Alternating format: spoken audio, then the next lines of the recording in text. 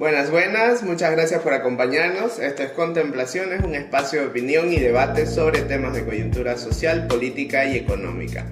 Para esta ocasión tenemos un invitado especial, Enrique González, director nacional de Estudiantes por la Libertad, quien junto con nuestros otros invitados hablaremos sobre la realidad económica durante el gobierno del MAS y perspectivas a futuro para la sociedad y el siguiente mandato. Empezaremos con Gustavo.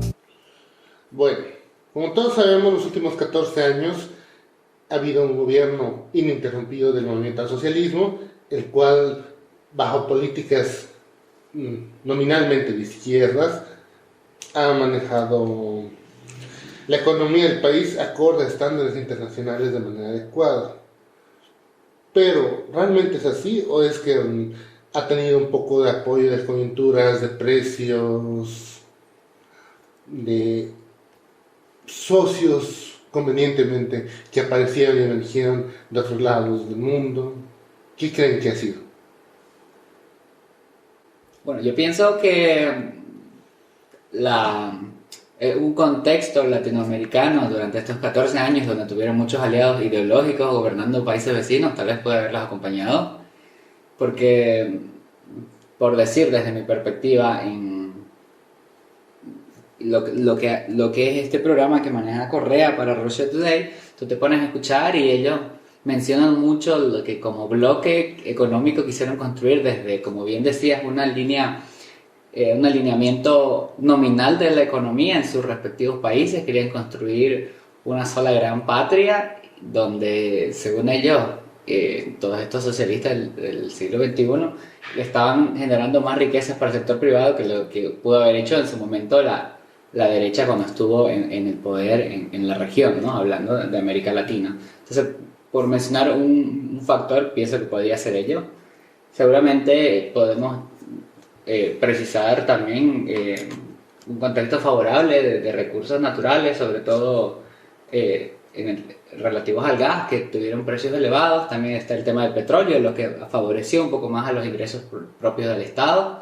Y sin duda el mayor ingreso de utilidades a partir de la bien o mal llamada nacionalización les trajo mayores ingresos a nivel del Estado, que repercutió en muchas políticas sociales que desde la capa más densa de percepción de la economía en la sociedad uno puede ver, dice, bueno, hay más ayudas hacia, qué sé yo, los jóvenes, hacia las madres solteras, hacia los ancianos y demás. Entonces quiere decir que hay dinero, algo se está haciendo bien. Usualmente se piensa que es el gobierno como tal que truena los dedos y aparece la plata y no se toma tal vez presente de que esto se construye a partir de un macroentorno internacional en relación al mundo y el esfuerzo interno que hacen sectores como las empresas asociadas o los sectores congregados de alguna forma de gremios que tienen una acción económica como tal. Eso podría contribuir por lo pronto. No, claro, es algo pertinente, pero también para comprender cómo la narrativa del gobierno como generador de estabilidad económica se ha alimentado mucho, es que venimos, ¿no?, de un modelo entre comillas neoliberal durante los 90, en el cual a través de la capitalización de las empresas que originalmente eran del Estado, se dio un mal manejo. Y entre una y otro conflicto social desembocado por la mala forma en la que estas empresas privatizadas en sí satisfacían de muy mala manera las necesidades básicas, como el del agua, por ejemplo, pienso en cuanto a Cochabamba, hizo que se manifestara toda la convulsión social que desembocó, ¿no?, a 2003 y luego a 2005 con Evo Morales llegando al poder. Valga la redundancia, hay por ello ese antecedente en Bolivia de lo neoliberal y entre comillas el capitalismo como malo, ¿no? Y de ahí de que el modelo económico social productivo del MAS, así con tintes socialistas, sea algo distinto a esto, cuando en realidad no. Capaz eso ya ahí Enrique nos pueda referir mejor, que si realmente era capitalista entre comillas el modelo económico social productivo del MAS.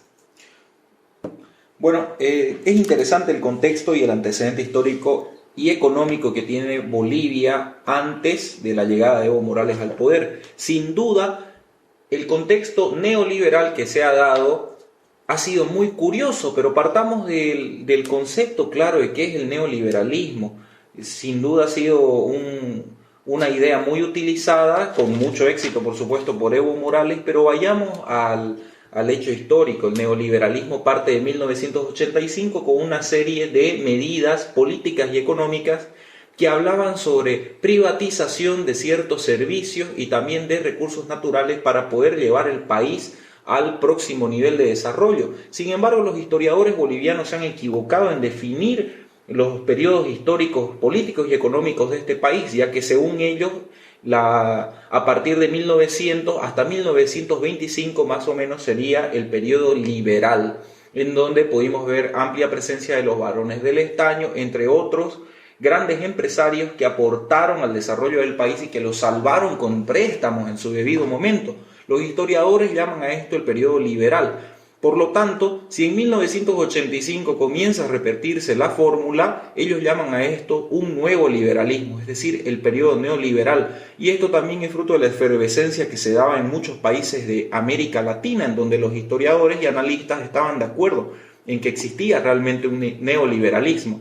Sin embargo, David Harvey, un destacado pensador, es marxista. Él habla sobre el neoliberalismo y se refiere a él como un periodo histórico, no como un sistema político y económico, ya que como tal no existe. Y también en las relaciones internacionales, los internacionalistas consideran la existencia del neoliberalismo, pero también como un periodo de tiempo.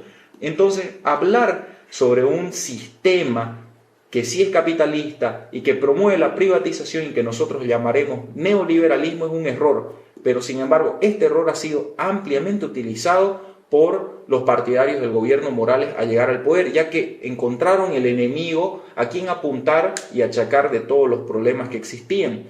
Ahora, la solución que plantea el gobierno está cargada de mitos, de mentiras y de ciertas verdades que en efecto aquejaban al país, cuestiones como la pobreza, como la falta de trabajo y también la iliquidez que existía en el mercado financiero, y ellos denominan a esto una causa más del neoliberalismo. Entonces identifican un problema, pero también le dan un falso diagnóstico. Creo que podemos partir ahí con la llegada de Evo Morales al poder. Las personas cansadas de lo que se venía dando en anteriores gobiernos votan por la contracara, con alguien que les ofrecía algo radicalmente opuesto sin darse cuenta que esto los perjudicaría. Entonces, malinterpretando todos los modelos existentes, se dejan llevar por lo que es el discurso del movimiento al socialismo y en efecto caen en la charla del neoliberalismo, en donde creen que el capitalismo como tal es un sistema en el que unos pocos se beneficiarán en detrimento de otros, cuando esto es falso. Sin duda lo que había antes del gobierno de Evo Morales no fue capitalismo, sino que fue un mercantilismo barato, es decir, un sistema clientelista en donde algunos empresarios, aprovechándose de las simpatías que tenían con los gobernantes, hicieron negocios en donde salieron perjudicadas muchas personas.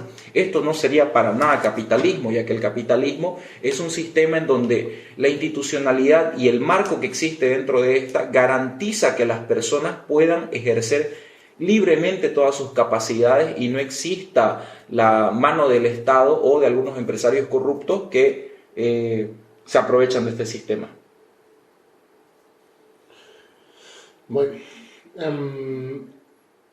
algo que podemos ver en los últimos años también es el hecho de que, como decía Enrique, aún pese al cambio de sistema, teóricamente hablando, hemos visto cómo el Estado ha seguido siendo clientelar solo con ciertas empresas, no ha dado una apertura, ni siquiera se puede decir de que ha sido totalmente estatista, ha sido lo que se llama un capitalismo de Estado. Un modelo mixto.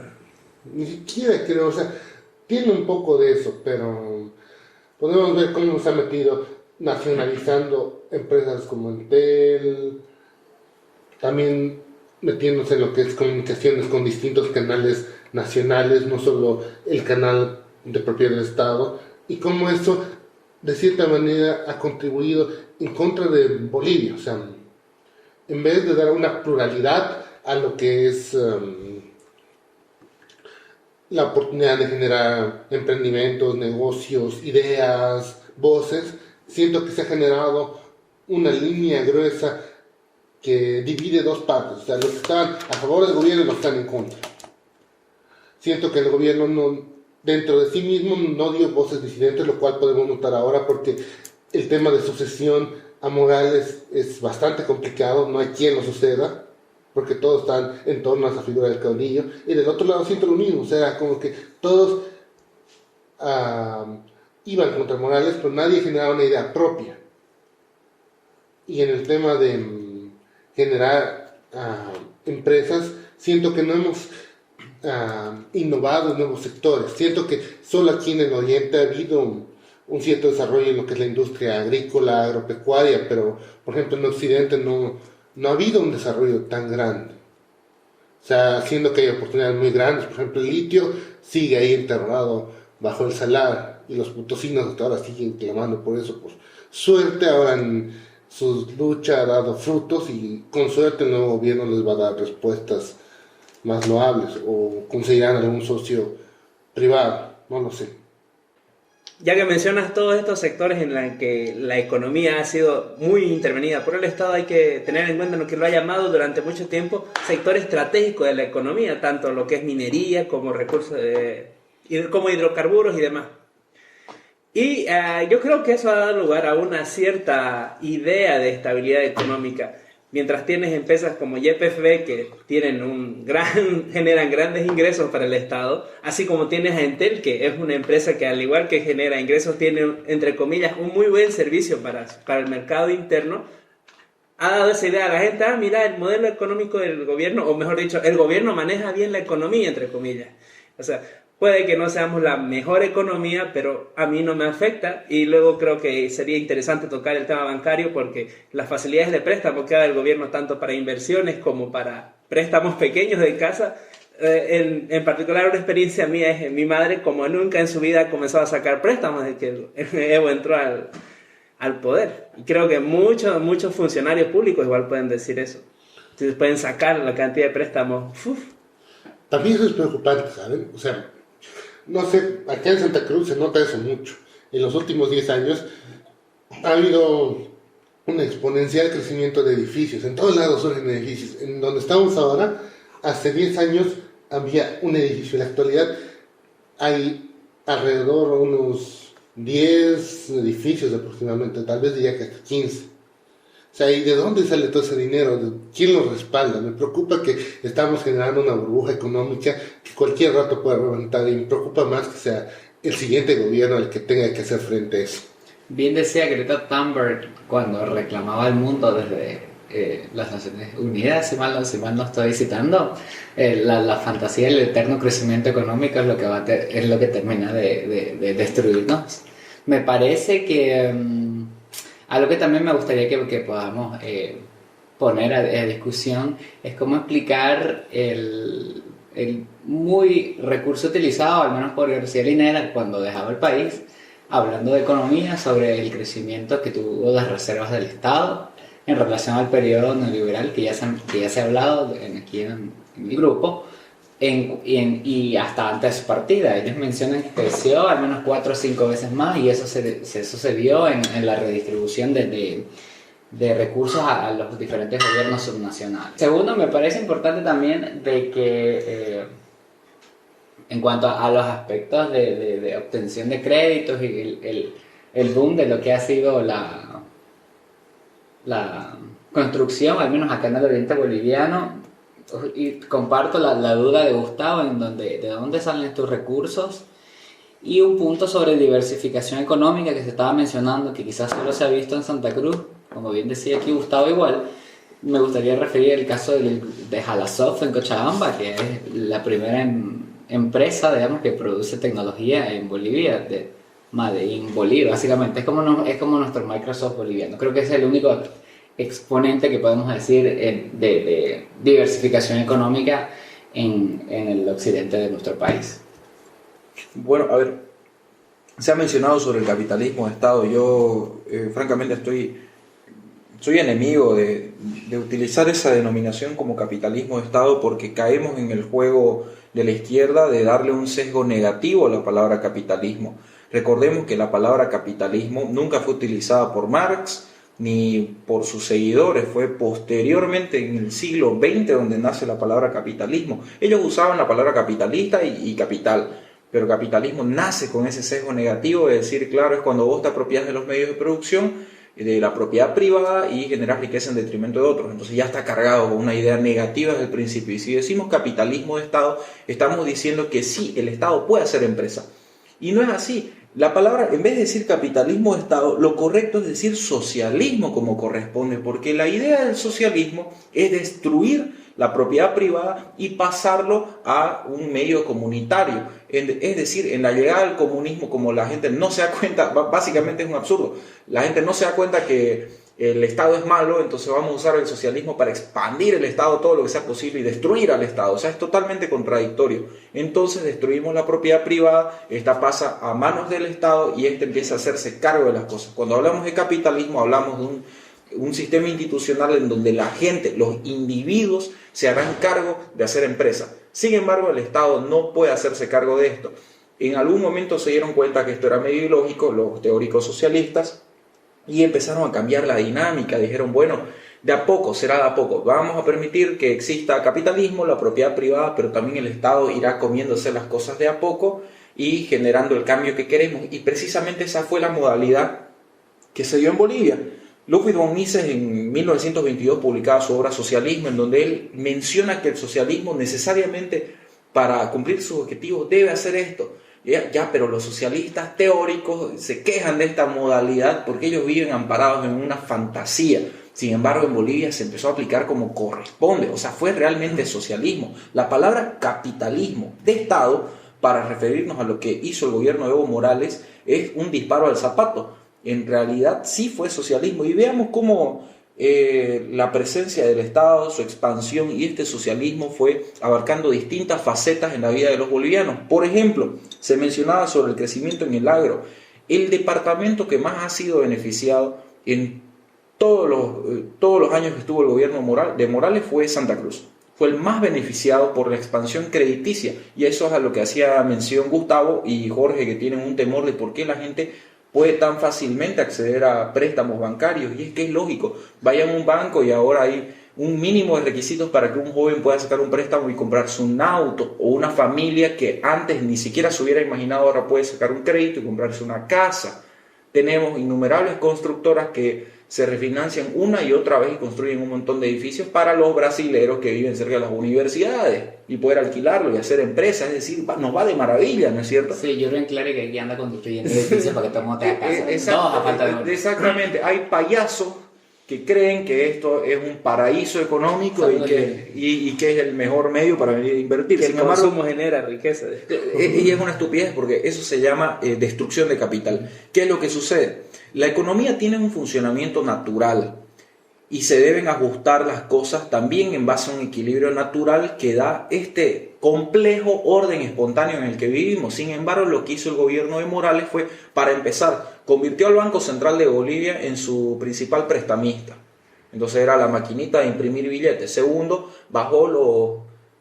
tocó las tasas de interés a la fuerza. ¿Qué provoca eso? Que ahora el gobierno es el que fija las tasas de interés para los préstamos. Entonces, al bajarlas a la fuerza, hay una mayor disponibilidad para que vos podás acceder a un préstamo bancario. Pero esto no es natural, porque en condiciones naturales, con el trabajo que tienen algunas personas y con lo que los bancos, mediante un análisis financiero, determinan, no estarían dando préstamos de esta forma. Pero el gobierno arbitrariamente les dice, tienen que prestar. ¿Qué provoca esto? Que obviamente hay más circulante en el mercado, yo tengo más dinero para gastar. Ahora, como creo que las cosas van bien, si yo soy un gran empresario, vamos por el lado del gran empresario. Yo voy a agarrar, en vez de gastar todo mi dinero en la construcción de un edificio, gasto solo una parte, porque el resto puede financiármelo el banco. Y refinancio mi proyecto y construyo otro y otro y otro. El mercado de la construcción ha sido uno de los más afectados por la expansión crediticia. La gente, al tener la posibilidad de acceder a créditos bancarios, ha efectuado inversiones que nadie más puede, comprarlas o puede hacer uso de ellas, precisamente porque la economía no está bien. Una cosa es que uno construya edificios, casas, una ciudad entera debido a la expansión crediticia, debido a que las tasas de interés han sido artificialmente bajadas a la fuerza, por supuesto, y otra es que la gente sí tenga el dinero para poder acceder a esto. Entonces estamos construyendo por construir, estamos despilfarrando recursos y destruyendo capital porque la gente no lo va a utilizar. Y es precisamente lo mismo que ha pasado en China, con ciudades enteras que están construidas y están vacías.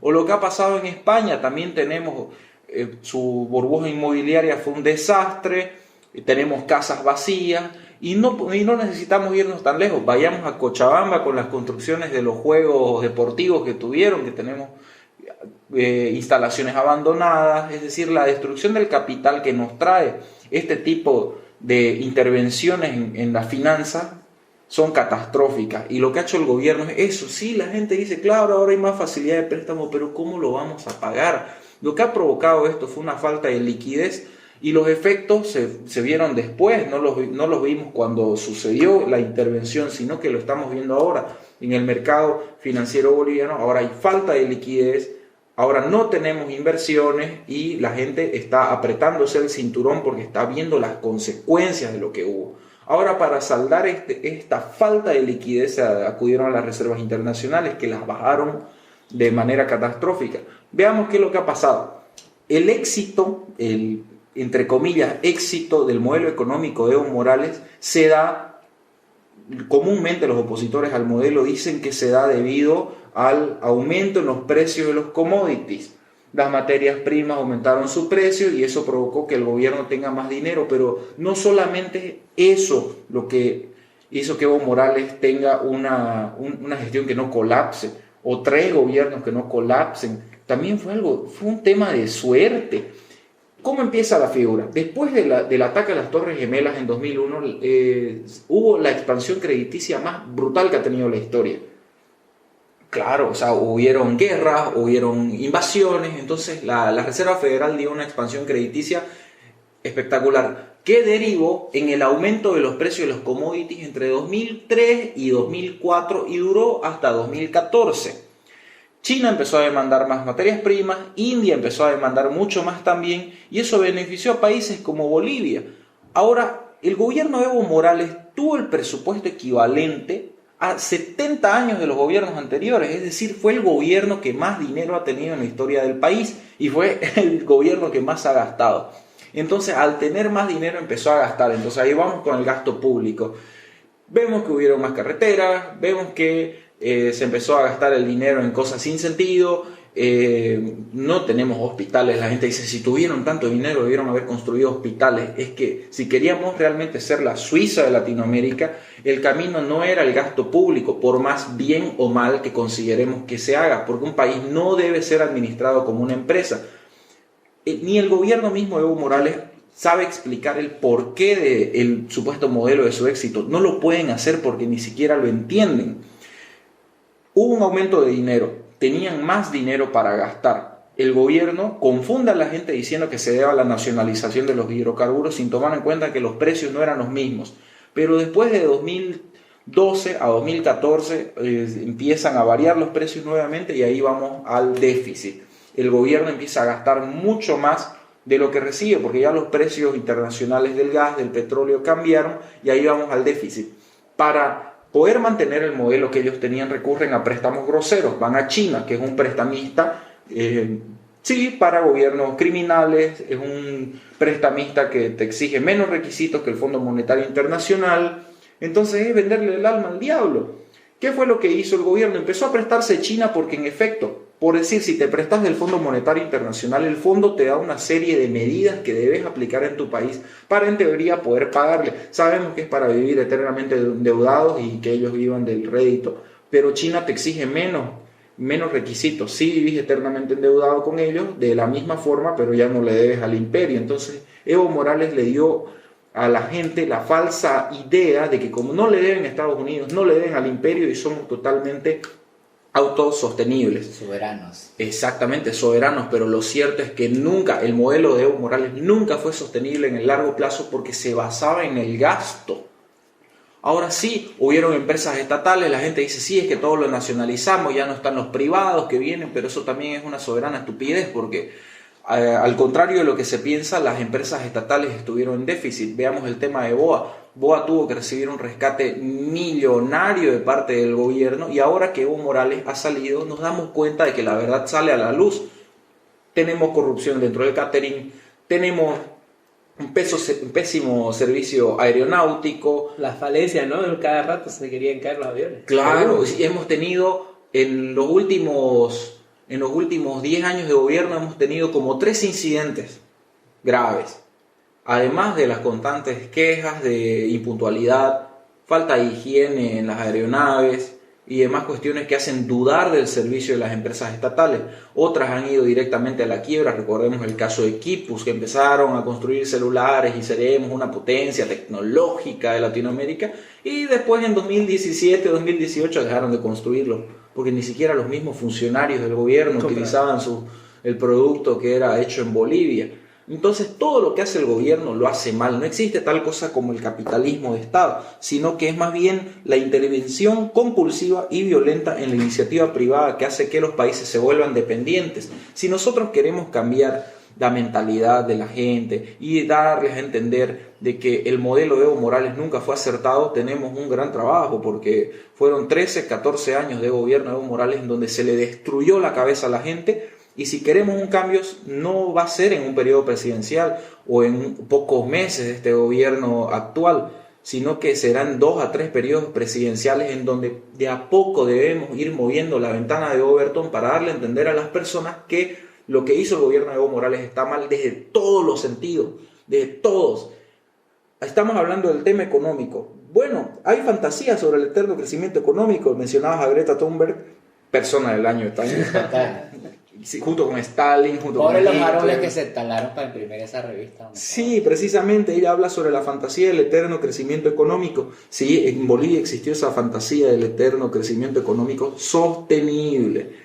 Las personas que estaban dentro del gobierno decían que esto era sostenible, pero veamos qué es lo que sucede cuando vos intervenís la economía de forma compulsiva y lográs esta especie de mal llamado capitalismo de Estado, que no es más que socialismo. Empezás a quemar capital, empezás a destruirlo y luego los efectos lo ves en el largo plazo, que es lo que el gobierno de Evo Morales, con lo que no cuenta y que actualmente creo yo que es su carta de juego para volver al poder, porque es una ingenuidad creer que no se van a volver a articular y que no van a regresar. No, eso es cierto, sí. Porque si el gobierno que sigue no hace los ajustes necesarios para sacar este país de la crisis, el gobierno va a decir, ven conmigo, estaban bien, y con este están peor, entonces yo voy a volver, y la gente va a volver a ellos, así como en nuestro país vecino Argentina ha sucedido.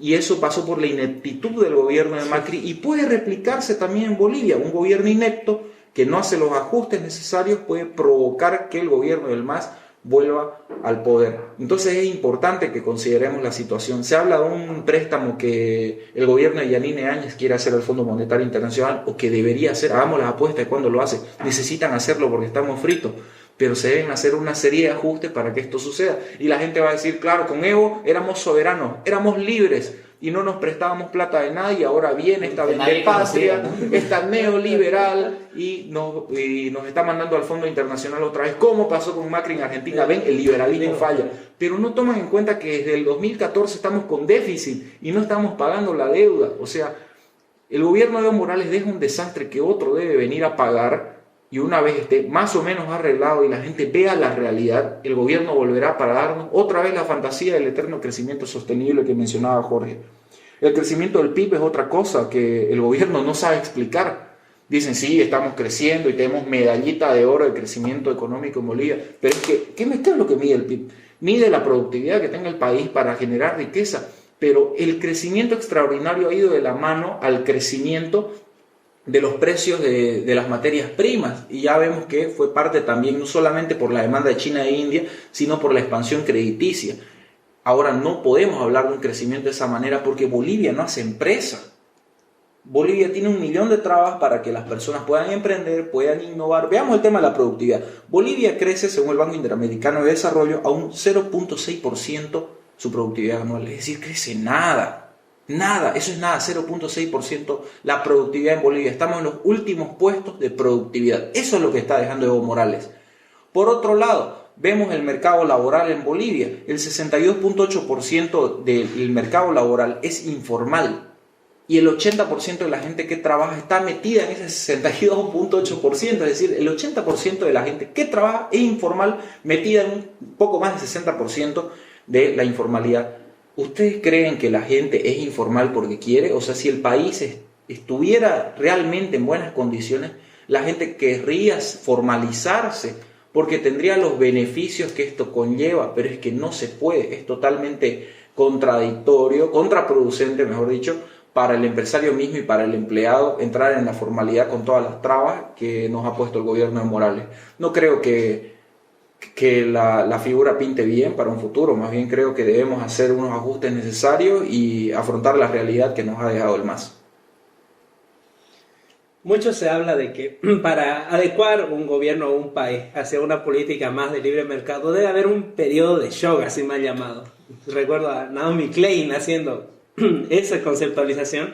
Creo que se la agarró los economistas argentinos luego para hablar de eso.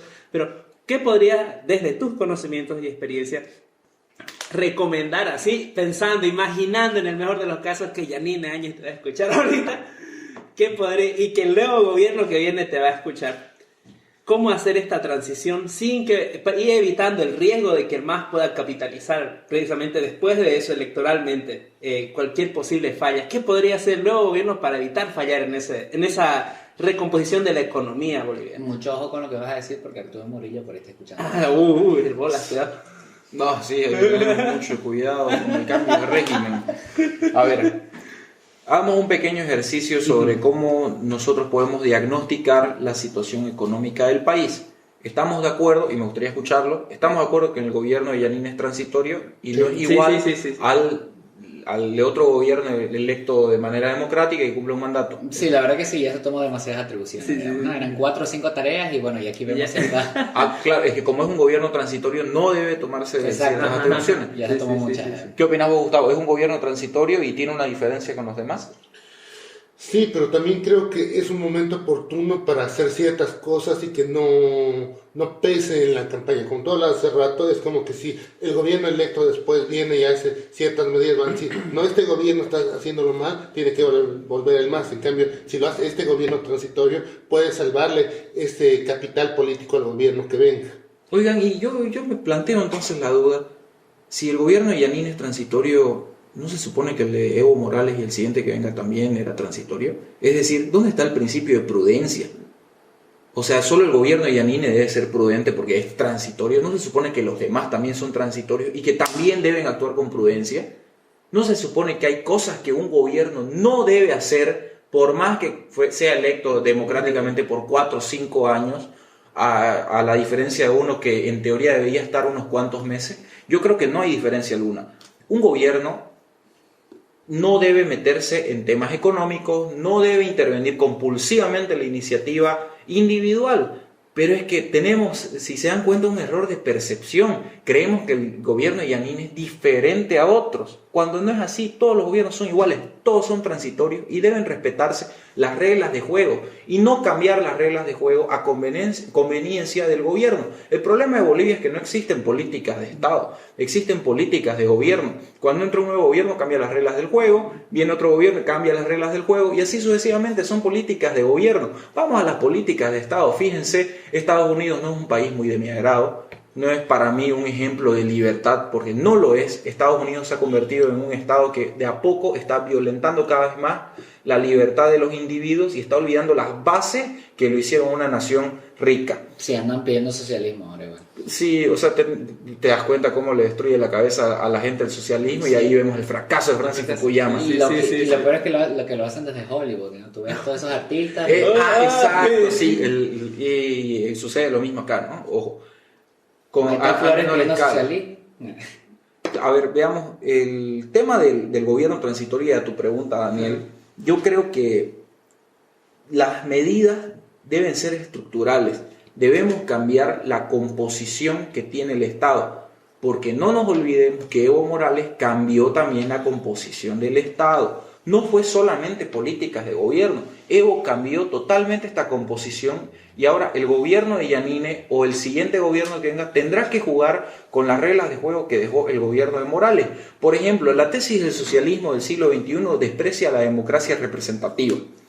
y aboga por la democracia participativa, porque dice, claro, es la libertad de todos nosotros, que debamos decidir, y ahí estábamos yendo a elecciones de ¿qué era? Del Tribunal de Justicia, lo que tuvimos el 3 de diciembre. Agroambiental y todas las cosas que tienen. ¿Cuándo en la vida? Díganme en qué país sucede esto, ¿por qué tenemos que ir a elecciones por tantas cosas? Y es precisamente porque esa es la intención del socialismo, someter todo al voto, porque las masas son fácilmente manipulables. Ahí destruís al individuo y formás un colectivo, el pueblo, la cruceñidad, la bolivianidad. Cuando formás un colectivo, destruís la capacidad de poco razonamiento que tiene la gente en colectivo en el ámbito político. Y entonces provocás que la gente termine avalando con su voto las medidas que desde un principio querían que se den. Es como que yo sea el único vegano en esta mesa con mucho poder de decisión y que yo les propongo a ustedes, chicos, muy bien, vamos a cenar esta noche, vamos a cenar entre, no lo sé, una sopa de verduras verdes o puede ser gazpacho. Si les doy solamente esas dos opciones a ustedes, claro, se sienten en la libertad de elegir entre el gazpacho o la sopa de no sé, pues pueden ser espinacas.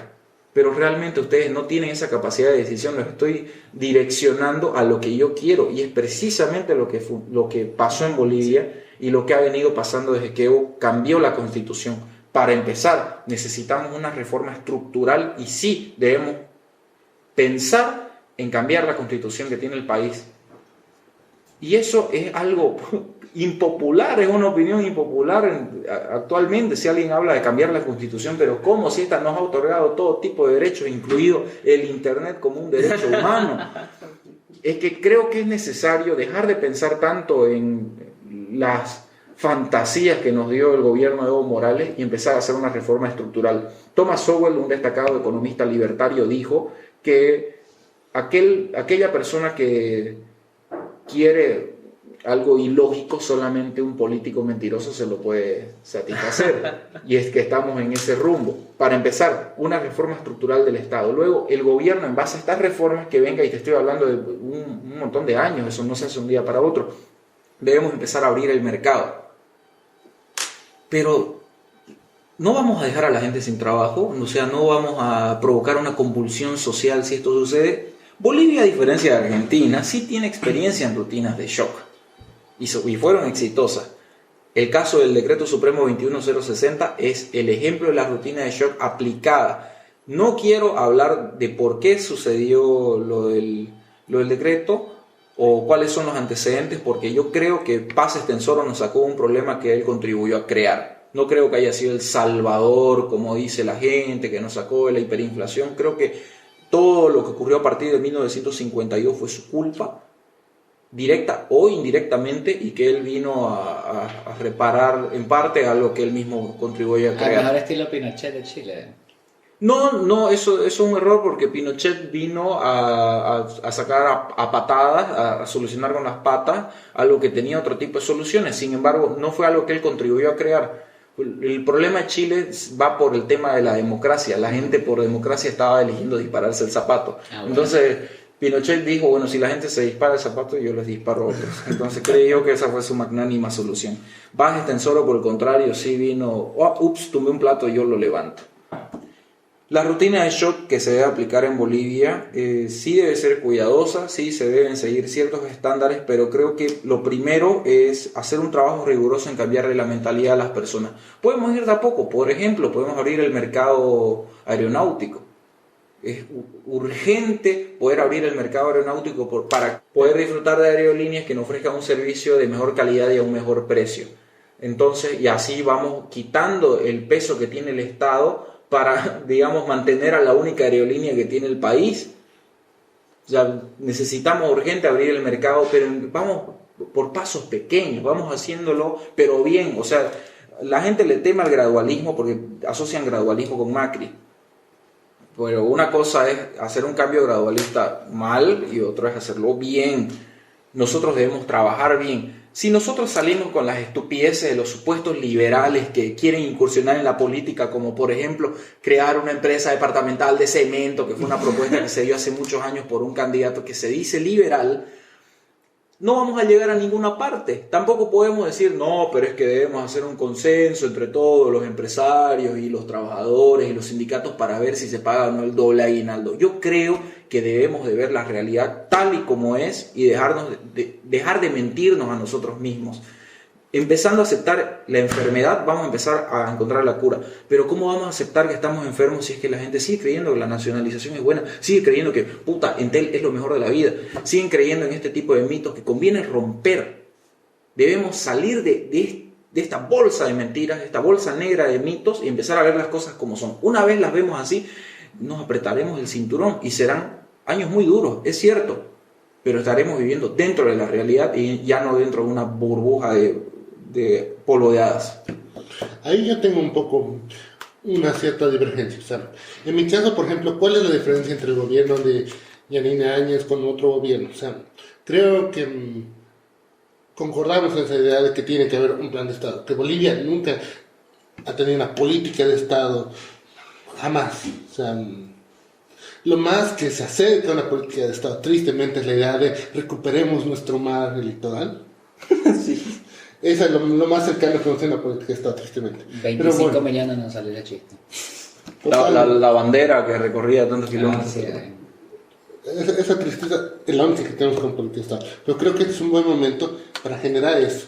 Para mí esa es la diferencia que tiene Yanine Áñez con otro gobierno. Que este gobierno no puede iniciar una política de Estado. El siguiente, porque estamos todavía bajo las condiciones que nos dejó el MAS, en una idea en donde las masas, las personas en mayorías son las que validan o no un gobierno. Entonces estamos un gobierno que ante los ojos de todos, para bien o para mal, sea validado y que ese es el que inicie una política de Estado. Y para eso necesitamos que el gobierno de Yanine Áñez haga la menor cantidad de, ¿qué puedo decir? ¿De legislaciones? No solo legislaciones, sino de cambios bruscos en lo que es esta transición. No puede estar decidiendo si vamos a tener nuevos aliados estratégicos a nivel internacional. No puede decidir ahorita qué empresas hay que privatizar, nacionalizar. O sea, no me parece que sea su función en este momento. Siento que eso un poco genera carga para el siguiente gobierno. Yo siento que tiene que tener el siguiente gobierno una cancha más libre para poder hacer al fin, y espero, una política del Estado. Porque igual las declaraciones, por ejemplo, del ministro de Economía, en que van a hablar de reducir el papel del Estado dentro de la economía, me parecen, si quieres, acertadas como libertario, que te puedo decir, pero si son, en todo caso, el ministro de un gobierno que no está dentro de un periodo constitucional de 5 años, ¿qué sentido tiene que lo haga?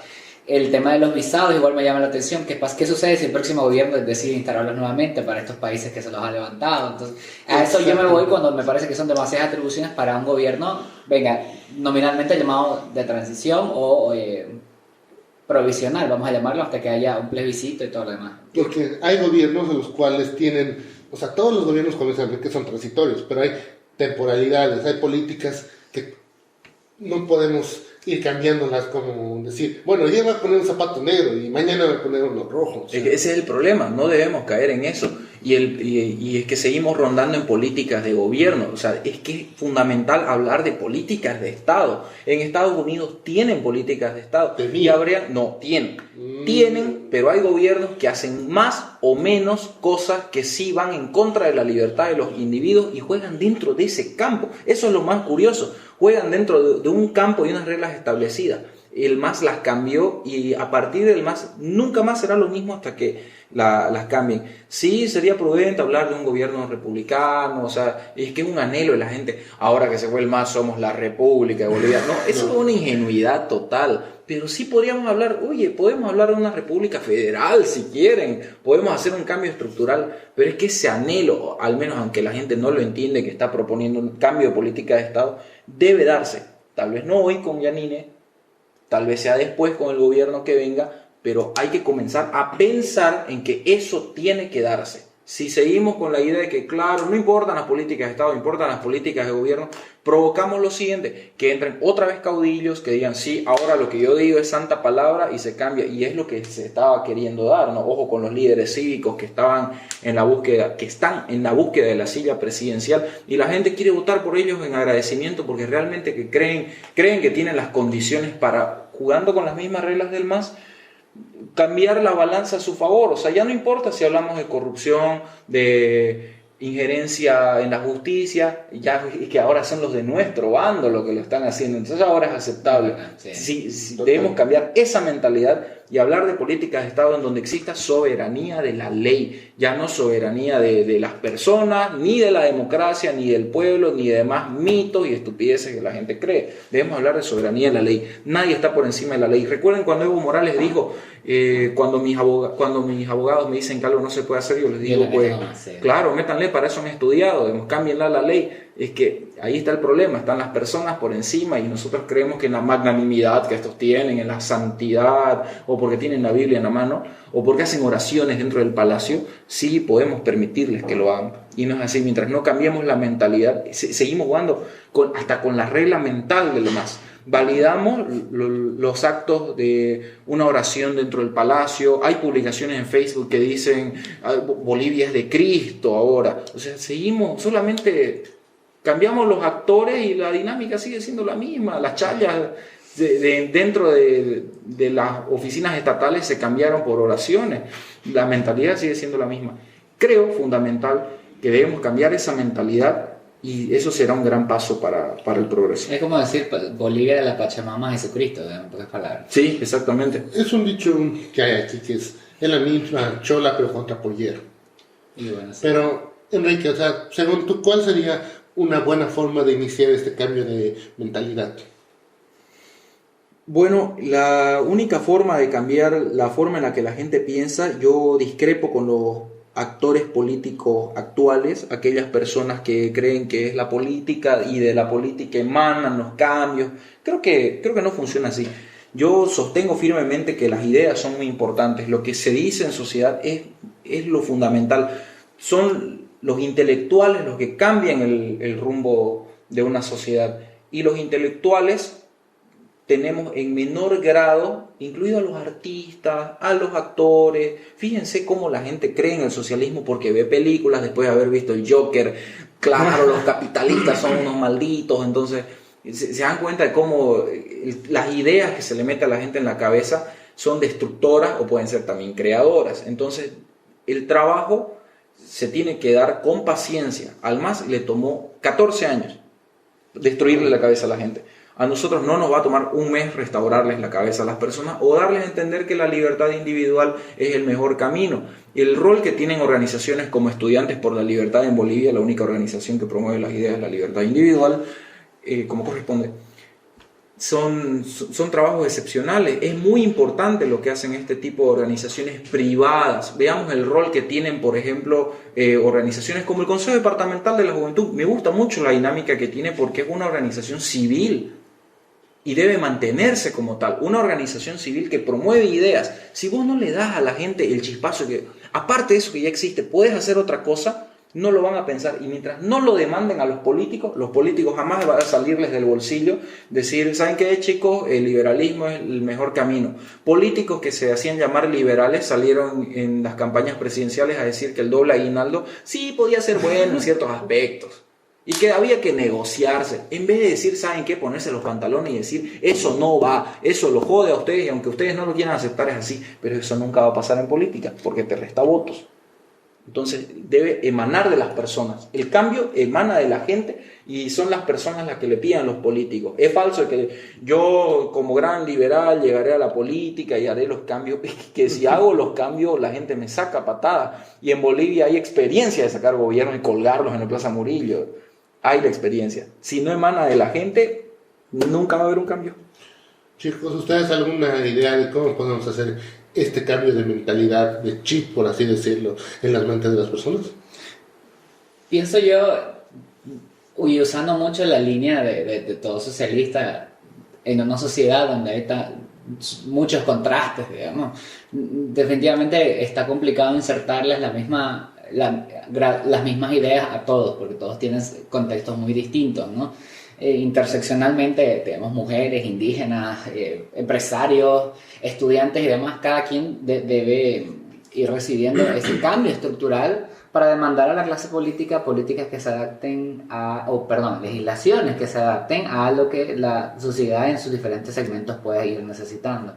Lo único que me preocupa que en estas, vamos a decir, las medidas de shock, como decía aquí Enrique, que si bien son válidas para aspectos económicos, normalmente, y tratando de pensar como un socialista, si es que piensan, el asunto es que en hacer estos grandes ajustes normalmente ciertas desigualdades se profundizan, digamos, lo cual genera, a final de cuentas, un enriquecimiento del agrado hacia aquel político de izquierda que promete soluciones a base de emociones y de tronar los dedos y hacer aparecer dinero, decía al principio de todo. Entonces es lo único que me preocupa. Pero el cambio ciertamente es muy, muy subjetivo al contexto de cada quien, ¿no? Hay que enseñarles primero que nada al indígena de que número uno no es precisamente un individuo que tenga un segundo plano o valor dentro de la sociedad. Segundo, insertarle que el modelo económico con el que funcionaban sus antecesores no tiene que ser necesariamente contraproducente a principios económicos de sostenibilidad y de correcto funcionamiento y de integración con, digamos, los otros individuos que no tenemos esa cosmovisión, por utilizar la denominación constitucional. Pienso de que es muy lento el trabajo. Bien decía Enrique, le tomó 15 años al MAS para ponerse en la cabeza de todos. Seguramente nos va a tomar mucho tiempo también a aquellos que estamos dentro de instituciones privadas que intentamos hacer nuestro trabajo en nuestra parte desde otras fuentes. Entonces, pienso que somos una vertiente nueva y esperamos poder, desde mi caso como Estudiantes por la Libertad, seguir haciendo este trabajo, y también desde quieran hacerlo desde título personal. ¿Por qué no? Porque, bueno, la individualidad es lo máximo. Yo pienso que medidas que tomar podría ser, ya tomando en cuenta lo que dijo Enrique del ambiente artificioso que creó el Estado con la facilidad de crédito. Eso ha generado cierto incentivo sobre una base no real, totalmente artificial, que ha hecho que disminuido nuestros comportamientos y conductas de ahorro, por lo que siento que hay que comenzar a trabajar en eso, en incentivar o promulgar un poquito esa idea, ¿no? De cómo ahorrar genera este tipo de bienes de riqueza de capital, y cómo eso nos ayuda a crecer, no solo económicamente, sino también como sociedad. Creamos mejores cosas, no solo gastar. Y al ahorrar más, igual va a incrementar un poco nuestra racionalidad sobre las decisiones económicas que hacemos. Vamos a pensarlo un poco más. Creo que eso es un punto importante, ¿no? Para comenzar a trabajar directamente en las conductas que ha generado el MAS durante todo este tiempo. Luego, igual, algo que se ha dicho es el de derribar mitos urgentemente. No es algo que sea a corto plazo, ¿no? Pero es algo que tenemos que comenzar a hacer cada uno desde su propio lugar, con su propia familia, amigos. Comenzar, si bien no a politizar a politizar toda la gente, solo hablar de estos temas de una manera más informada. Creo yo que es un primer paso. Y no dejarse llevar tanto por las posiciones, sino comenzar a ver los intereses que tenemos en común todas las personas, incluso con el masista más acérrimo, ¿no? Creo yo que todos tenemos un mismo fin, que es vivir bien, ¿no? Tener bienestar. Vivir mejor. Vivir mejor, vivir bien. Perdón, vivir bien no. Sí, vivir mejor, lograr el bienestar. Y para eso hay que comenzar a pensar, hay que unir ese interés a una base material sostenible, de manera económica.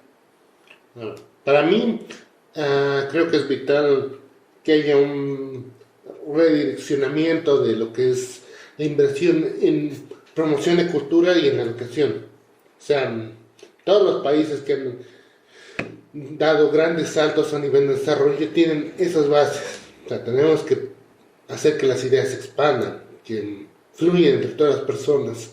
Y ahí un poco difiero con ustedes. Creo que no es una tarea que nos pueda llevar tanto tiempo. Si bien el MAS le tomó un poco más de 14 años, yo diría que unos 24, desde los inicios en el Chapare, con las federaciones y bla, bla, bla. Creo que la diferencia hoy en día es que tenemos una tecnología que está en todos lados. Todos tenemos ese cuadrado, rectángulo, triángulo en algunos casos, en el bolsillo, que nos da un montón de información, nos bota información en la cara cada segundo. Y creo, y no solo es eso, o sea, tenemos computadoras, hay radios todo el tiempo, en taxis, en cualquier transporte, o sea, hay un montón de fuentes de información que antes no habían y que facilitan la tarea de promoción de ideas. Creo que es simplemente innovar, es algo más creativo, es verle una tercera salida a cómo transmitir formas distintas de pensar, no solo una respuesta, porque si caemos de nuevo en la idea de que hay una respuesta, vamos a ir a terminar la misma canaleta de nuevo, sino ir transmitiendo diferentes ideas y que la gente pruebe y vaya viendo con experiencia cuál es la que le va funcionando más. Antes de finalizar ahí, Enrique, Arce Catacora como posible candidato por el MAS, ¿qué dirías de eso? Terrible, absolutamente horrible. No creo que sea posible. Para empezar, no ha trabajado un liderazgo. El MAS es un partido sin estructura. Es mentira que es estructurado. Hay que reconocer las cosas que sí están bien hechas, y Demócratas hizo algo bien, que es estructurar un partido político. Es el único partido político estructurado en Bolivia. Y no comparto para nada la línea que siguen, pero sí están estructurados. El MAS no, el MAS trabajó bajo una línea caudillista en la que sin Evo Morales y Álvaro García Linera como representantes máximos no llegarán a nada. Y es más, actualmente sin Evo en el poder, vemos que el MAS sigue agarrándose del nombre de Morales. Están que Evo ahora está cerca, sí, creen que algo puede pasar, y en efecto puede, porque sigue Evo Morales siendo la cabeza. Entonces, no, Arce Catacora es un pejimas. Y antes de finalizar, agregamos a Enrique González que nos explique un poco más de la organización a la que pertenecen. Bueno, somos una organización financiada por la derecha chilena. No lo hago. ¿No financia Trump? Bueno, gracias por la invitación. Ha sido una jornada muy productiva, unas conversaciones muy fructíferas. Estudiantes por la Libertad es una organización de formación de líderes por la libertad. Somos la organización más grande de América Latina que promueve la formación de liderazgo. Nuestro objetivo es educar, desarrollar y empoderar a la próxima generación de jóvenes líderes por la libertad, y promovemos los valores del liberalismo clásico. Entonces tenemos a toda la familia de liberales dentro de nuestras filas de coordinadores locales. Tenemos liberales clásicos, objetivistas, minarquistas y hasta algún otro anarcocapitalista entre nosotros ahí escondido. Entonces, aquellos que tengan el interés en formar parte de Estudiantes por la Libertad y seguir estos lineamientos y aprender a cuestionarse a sí mismos, pues bienvenidos. Bueno, muchas gracias, chicos. Así llegamos al final de este nuevo episodio. Ya saben, cada semana nos encuentran en Spotify, YouTube, Google Podcast y Anchor. Ya, muchas gracias a Enrique González, nuestro invitado esta noche. Los vemos la siguiente semana.